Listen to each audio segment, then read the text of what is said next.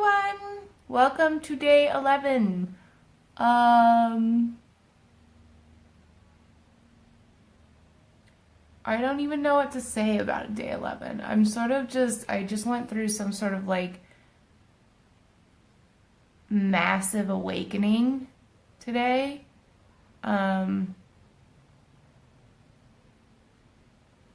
obviously just sort of like mind blown and don't really know where to begin.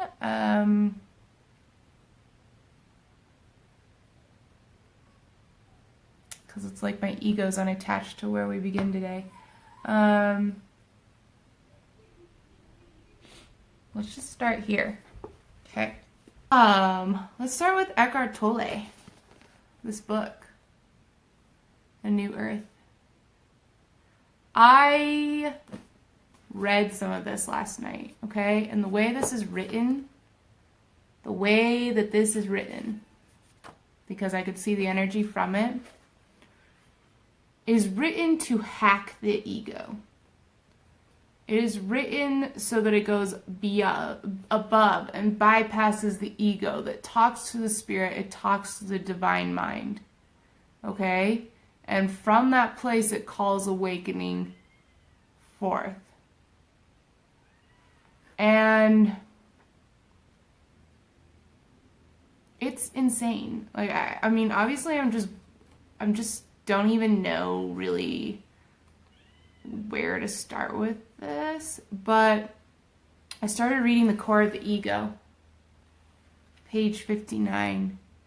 Talks all about how the ego works and how it works in a way in order to be resentful, in order to create separation, in order to see yourself as separate from other people. It also really loves the label me. Okay? And it enjoys the idea of right and wrong because that's where it gains power. Okay?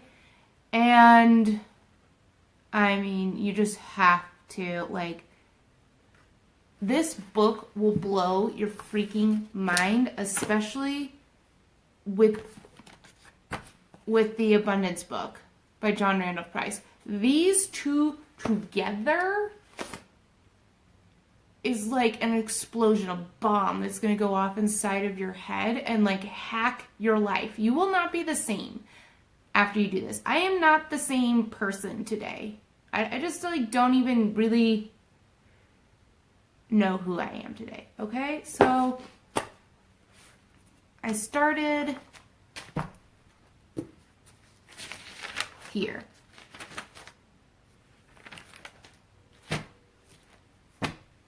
And I titled today as Death of Self. Okay? And I'm not being dramatic. That's what I just experienced, okay? So I'll just read you what I wrote. Today I sat with this statement. I'm talking about the first day statement by John Randolph Price. For a while.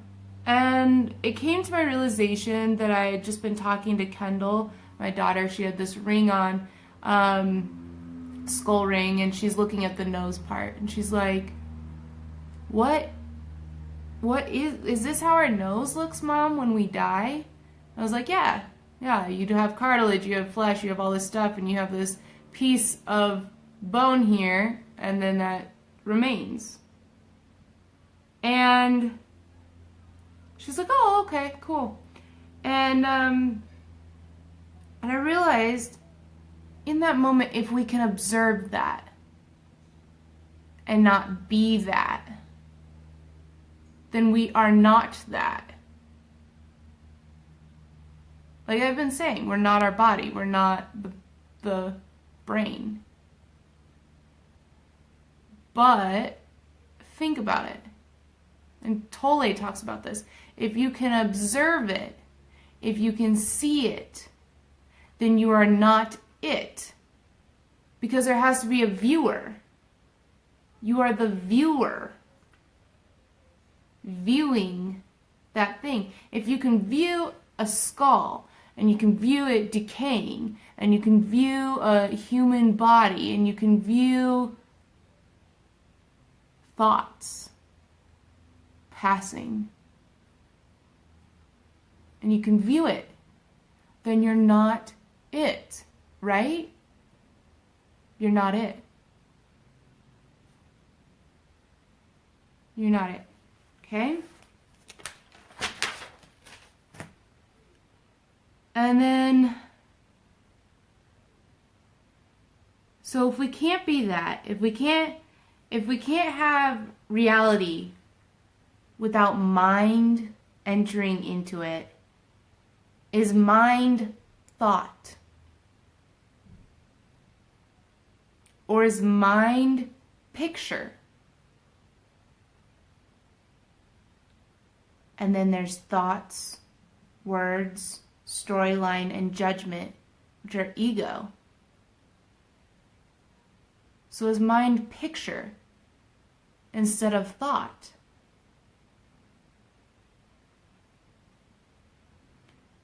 So when Price speaks of divine mind, he talks of source that creates outpicturing of reality. Not the mind brain, not the thing that sits in between our ears here that lies in our head. In fact, has it been confused that the brain is the mind? Or is it just simply the thing that sits between our ears, an organ operating in the body at a base level, firing and moving body parts? Making decisions based solely off of the mind, capital M, mind, divine mind, entering into it.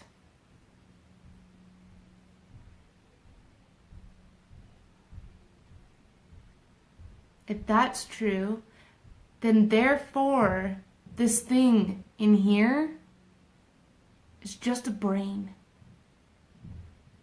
sitting inside of our heads.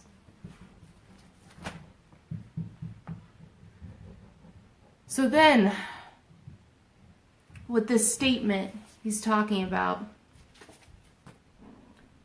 this all-providing source of infinite prosperity is individualized.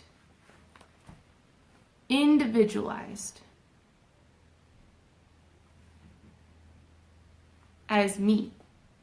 Okay? Eckhart Tolle talks about and says, me is the ego. Source has individualized itself as ego. Hence this me. Therefore, this statement, what Randolph Price is doing here, he's hacking the ego. He's hacking the ego, okay? He's pacifying it. He's saying, he's asking it to get on board, but he's doing it in a way of building its glory, building its individuality, building it and saying, look, you are all of this stuff. Unfailing abundance, omnipresent substance of the universe, all providing source of prosperity, individualized as you, me, the reality of me. He's going, look, the ego will eat that up for breakfast, lunch, and dinner. Because what he's saying here, what he's doing here, he's going, look, you're the king of everything, you're the queen of everything. Don't you feel that even when you kind of are saying the statement of like, ooh, all right, you're right. God is lavish, unfailing abundance, the rich, omnipresent substance of the universe. And now you're putting me, the ego me self, into this statement? I can jump on board with this. I can jump on board with this system. He's pacifying the ego. He's calling to the mask that we wear. He's calling to the actor. He's going, there's a bigger role for you to play. Okay? In order to bypass it. To bypass it. Okay? So the ego jumps on board, jumps on the bandwagon, because this makes it feel superior. And so Price is hijacking the ego. And this is where I'm totally blown away. I mean, blown away. So from that, I asked myself today, I said, what am I? What am I, right? We have the I am statement. So what am I if I was not individualized as me? So I sat there with that question, what am I if I was not individualized as me? And I had to get really still in that moment and ask for it to show me. Show me what I am. And I went, what am I if I'm not this body? This reality? This world? And when I surrendered to that and went, what if I'm not that? And show me. I died. The ego self died, and I died, and I totally felt freedom.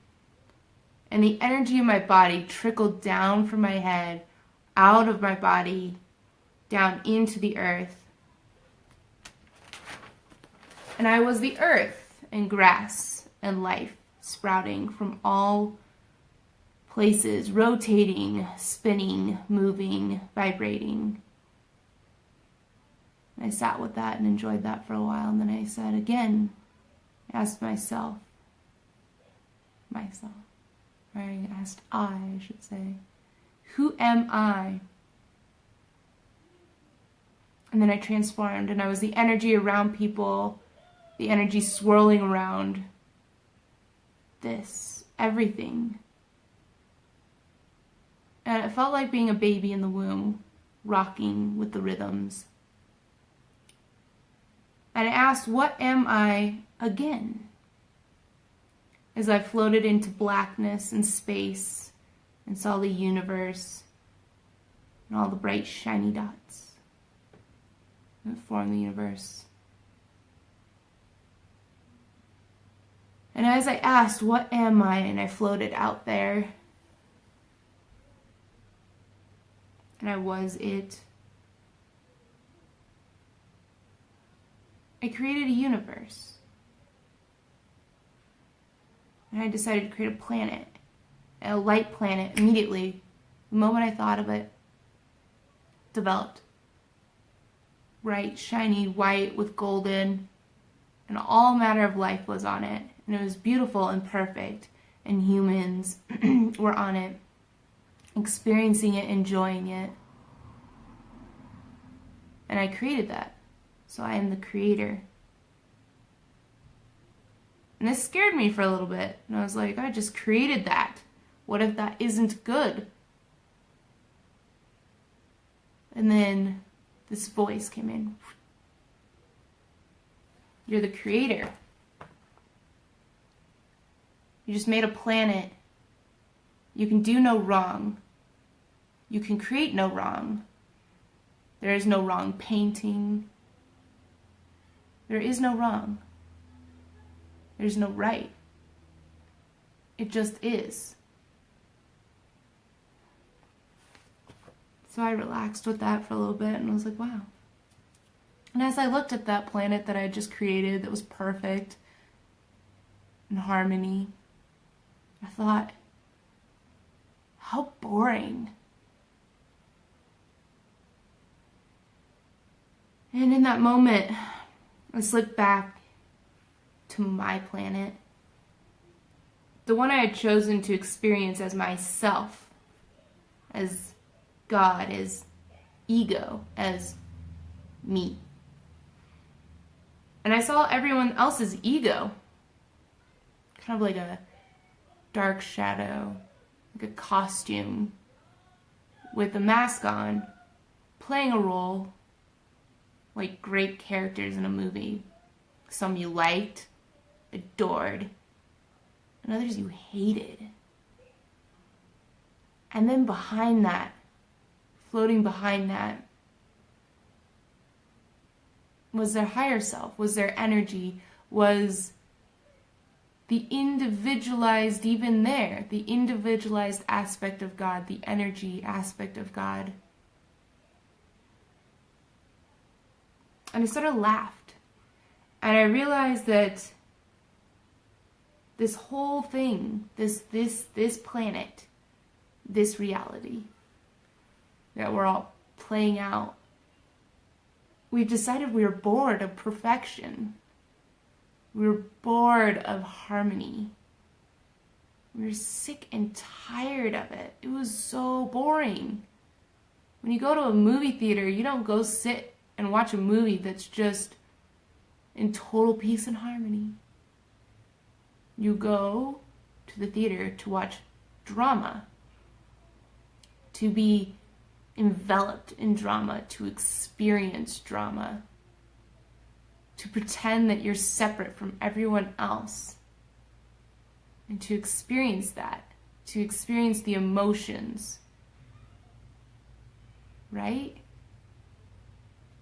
So I realized that this whole planet is just playing out a play, and if you pull back from that, you can watch all of it and be all of it and see it as the viewer, the guy up inside of the projector room. And you can be of it, but not in it. When we sit in it, we are the ego. And we get offended, and we take on pretense that other people are against us, and we look at that thought, that judgment. But then when we're just of it, we are the I am, the source.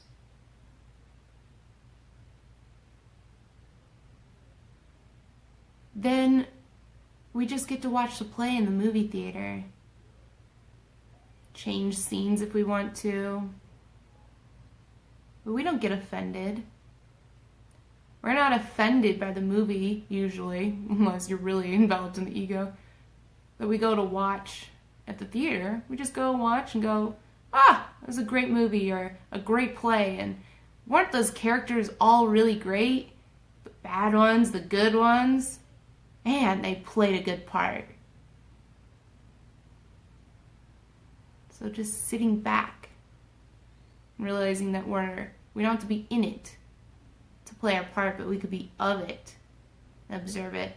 And this is what Jim Carrey talks about when he talks about when he goes to watch football. I think he's at the Super Bowl, and he's like, wow, yeah, I was there. I loved it because I was the stadium, I was the people, I was the players, I was me, I was all of it. So I've been trying to figure that out for years. Like, what? I mean, I understand that, but to feel it and to experience it is another thing. And so I understand now what that is the death of the ego.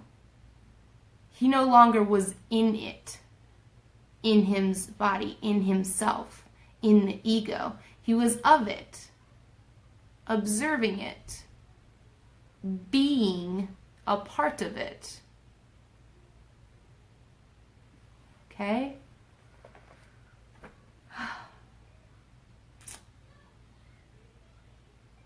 So just to drink it all in, this whole thing, this whole play.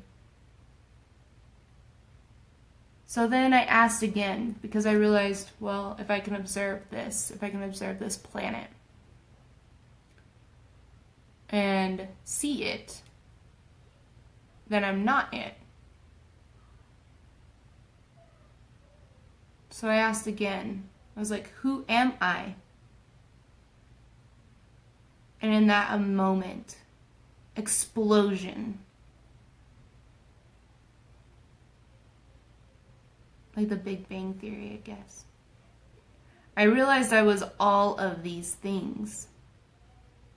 Everything. The stars, the planet, the space in between it, the atoms, the cells, the everything. Everything. I was anything the divine mind could conceptualize. I, not me. I am. So I am imagination. I am the divine mind. Not thought. Thought is judgment. Thought is ego. Mind are the pictures we play and the pictures we see. When you visualize, that is the divine mind. That is source. I am that which I see. Okay? And then I am nothing. I am all and I am nothing. Emptiness. Quiet. Space. Stillness. Observing. Being.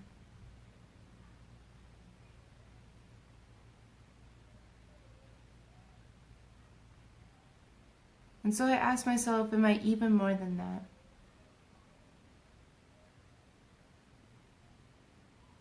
And I'm still asking myself, am I? Am I? What am I? But for now, I am comfortable being all and nothing, yin and yang.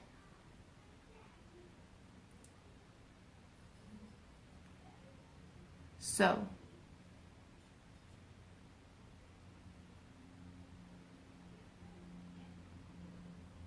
I would sit with that and discover for yourself the I am.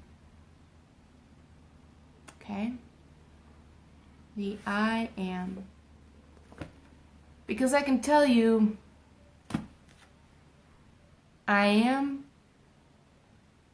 is all and nothing. It doesn't stick, rub, feel, make itself anything. And yet it makes itself everything.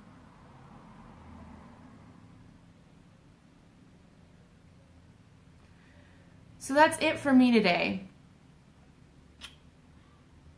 Because the me is the ego. And the me has to, or wants to, pretend that this is over and wants to go hang out with its daughter, even though that's just another I am over there, holding up a mask, pretending to be the daughter of Heather Hunt in this life for now. Okay?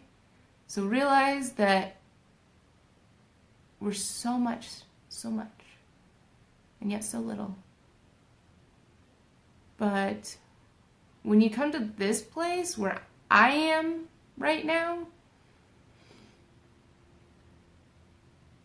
money is just imagery. And all you have to do is imagine that you have more of it and play out those scenes with such emotion and such